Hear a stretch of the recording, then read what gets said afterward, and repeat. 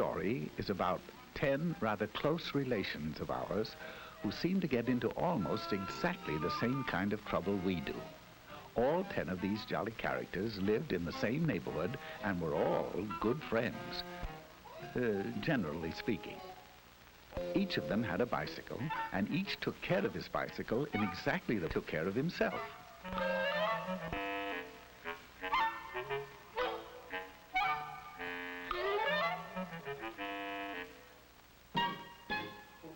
One day they held a group think and decided to have a picnic in a little park just 9 blocks away. Now that doesn't sound far, but a lot can happen in 9 blocks, right? Well, sound off out there. I said, right? Right. So, they all ran home and made themselves sandwiches. I know that doesn't sound too likely, but of course, human. Then they hurried back, all ready to go. Now, one of the 10 was a rather hungry type. His name was Slim Jim McGupney, and his picnic lunch was what you might call a portable banquet, right? Right. Slim knew that his big sack would be hard to handle, so he asked Orville Slump if he'd carry it for him. Orville had a basket on the rear of his bike. He was a good sort, and he answered, okay. Some of the others noticed this and asked him if he'd carry theirs, too. Orville answered graciously, well, I guess so. And naturally, everybody else did the same until Orville's rear basket looked like a chuck wagon.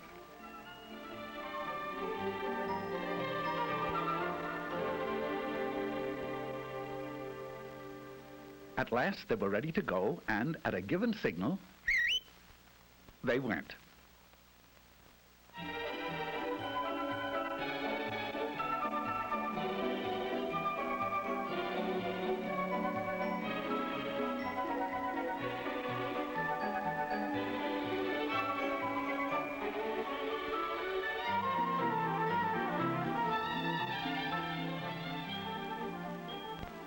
Now this is Rooty Toot Jasperson. He had the newest bike in the bunch, and he was as proud of it as he could be. He made it a point to get in the lead, and there he intended to stay. It would seem that Rooty Toot was a slam-bang go-getter headed for big things in life, right? Right. But when you have to be first all the time, there are a few things you find you don't have time for. Such things as making hand signals. Oh, he knew very well that bike riders are supposed to signal just like auto drivers. Hand down for slow or stop. Hand up for right turn. Hand straight out for left turn. But pretty soon, he began to feel silly making so many signals to stay out in front. So he skipped one to rest his poor old tired arm. Just one signal, once. At this point, Rooty Toot Jasperson left the party.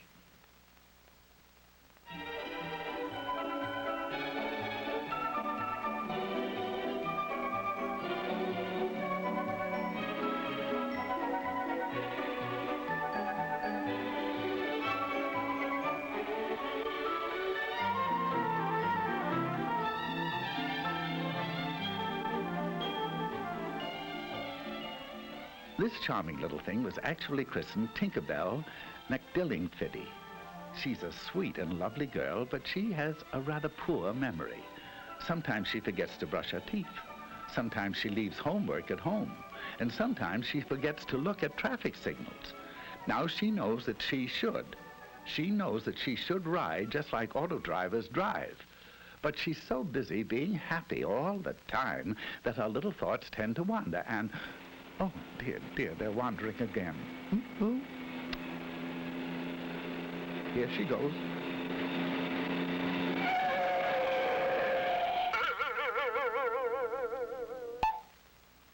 Exit Tinkerbell McDillingfiddy. She forgot now and then.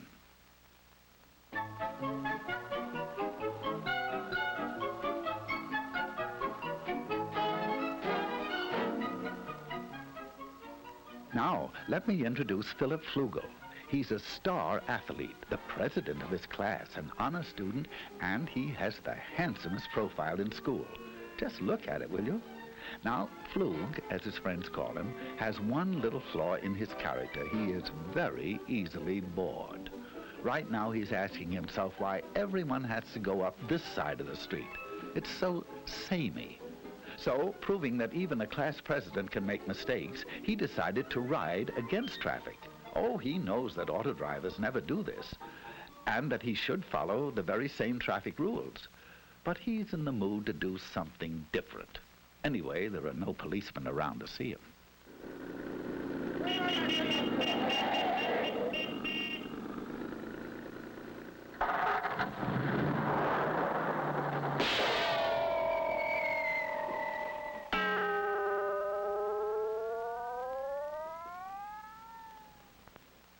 Philip Flugel is no longer bored.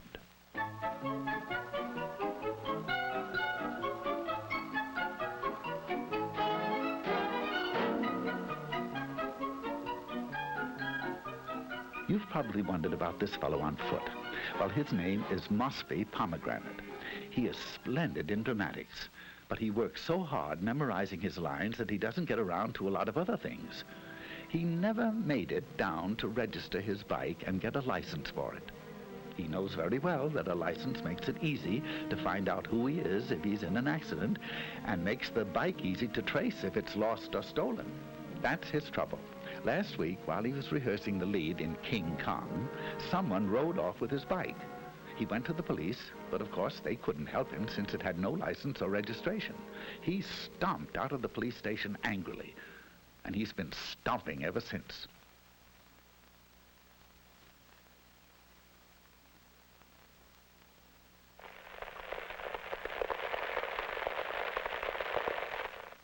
Farewell, Mosby Pomegranate, victim of fallen arches.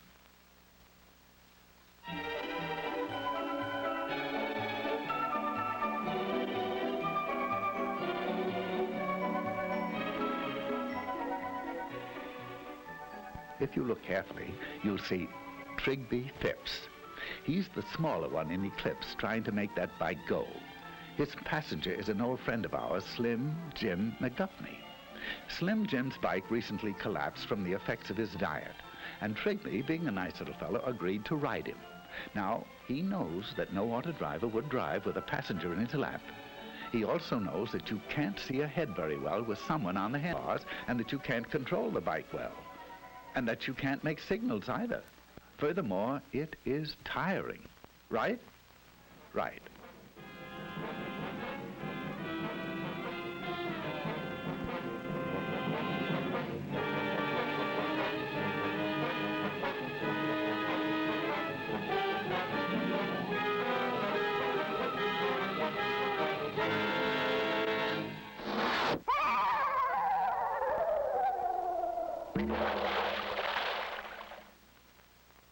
So long, fellas. There seems to be a flaw in the buddy system.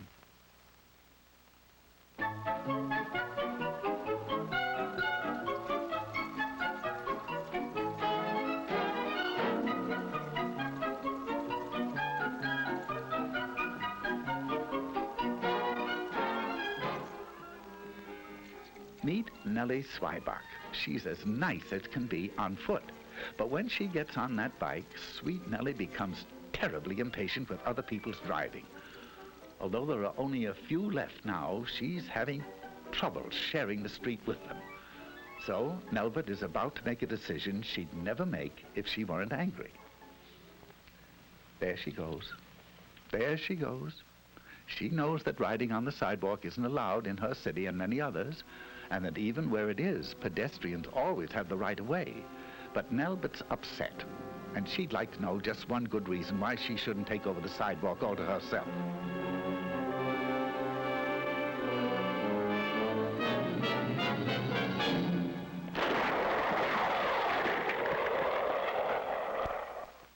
Nelbert Zweiback got her one good reason.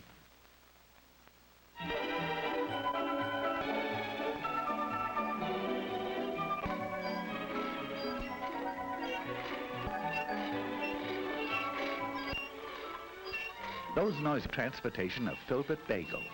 Filbert hates his old bike. He refuses to take care of it because his folks will probably give him a new one for his birthday. He can't see any reason for taking care of a heap of junk, even if he made it that way himself. He will in a moment, though. You see, he doesn't know it, but he'll find out that there's not a shred of a brake left.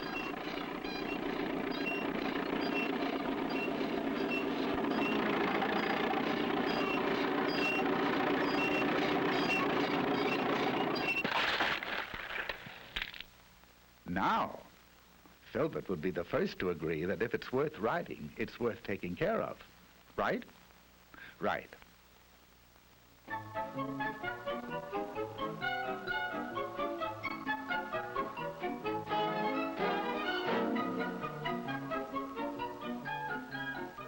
Quickly meet Stanislaw Higginbottom while you can. He's a nice boy, but he won't be with us long.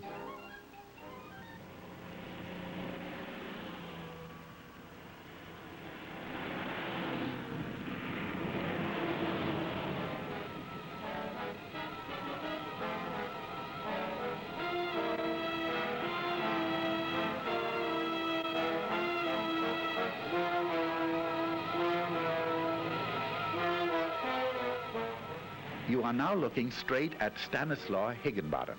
He has neither lights nor reflectors.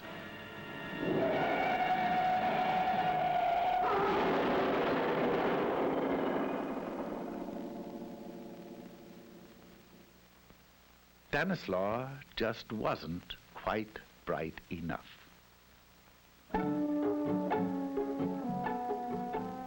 All of which leaves Orville.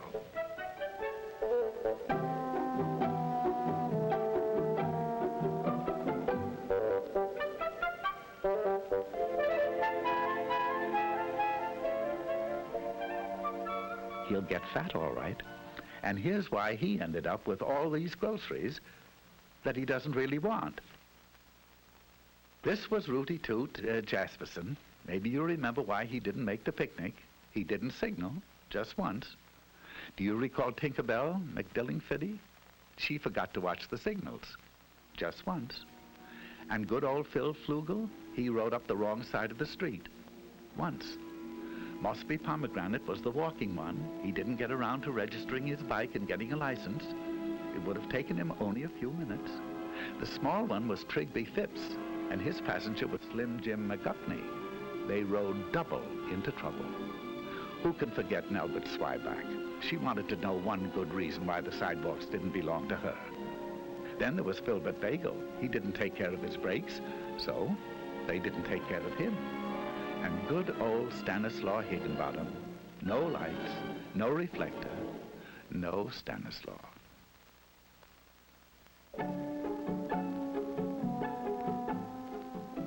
So that's why Orville Slump is picnicking alone today.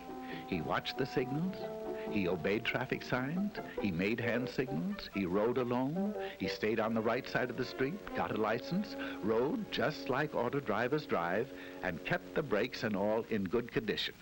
And he got fat.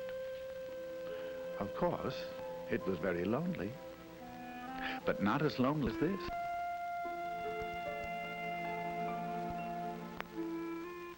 But then, as anyone can plainly see, he wasn't a monkey, right? Now, that sounds as if you really mean it, right?